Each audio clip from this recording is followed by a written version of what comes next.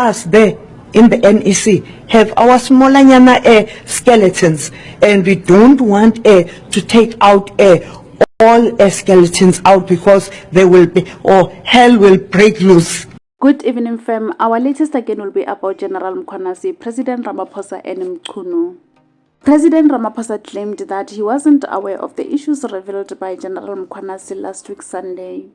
Ramaphosa was out of the country on a business trip when Mkhwanazi went public with the information, and Ramaphosa had to return back home as soon as possible.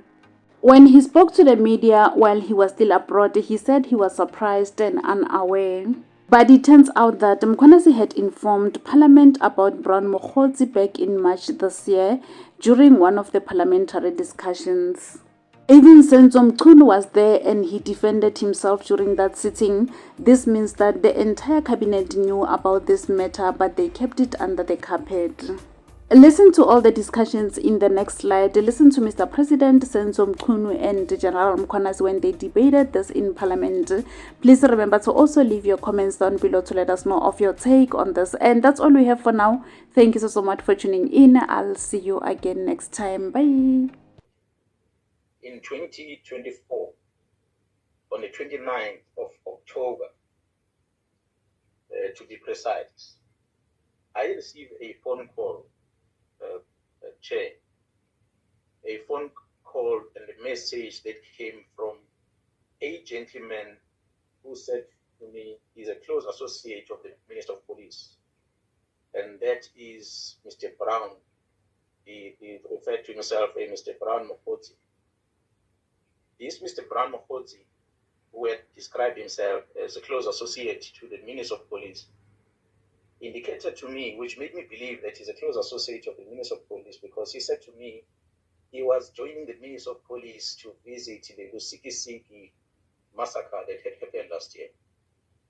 And because I did not trust him, I called the Chief of Staff to try and establish who is this gentleman. And the Chief of Staff did confirm to me that indeed he is a very person close to the Minister of Police. But what surprised me about this gentleman is that he then indicated to me on a message that he sent me when he said there's an internal attempt to discredit me through the defeating the end of justice case. And as we engage, and I thank you very much for the opportunity.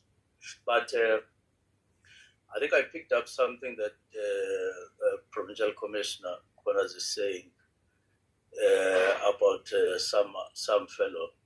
2 weeks ago, it does happen in a week or 2 or 3. I think a week and a half ago, I got somebody insisting that there's somebody who's going around saying he works with me wherever I am. He is there. And I said, show me the face. And it got to a point where he showed me the face, and I told him, I don't know this person. And a week before, there was another person, Mkhwanazi, who said is my younger brother. My younger brother died in 2005, and I don't have any other. And so when the person says so, you really, so I think we must be very circumspect when people come to us and say, I must be an associate of this and that. I'm no associate to the person that John Mkhwanazi is referring to. But I appreciate whatever they discussed, and then those things coming out so that I understand who is saying what, where, and so on. I do know that possibly all of us, including you, Chair, you would have at one point or the other somebody claiming that they are your associate. It does happen.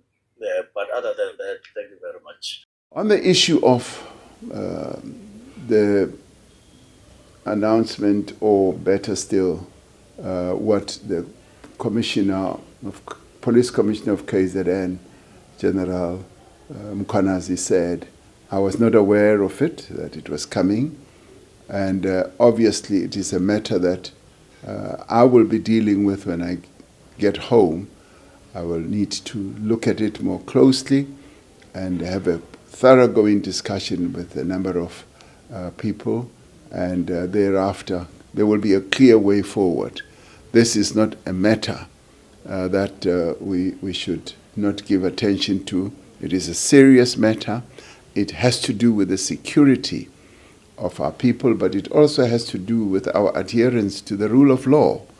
The police play a critical role in enhancing the rule of law, the safety of South Africans, and that those who have done wrong should be dealt with, and should be dealt with thoroughly in terms of our constitution and our laws.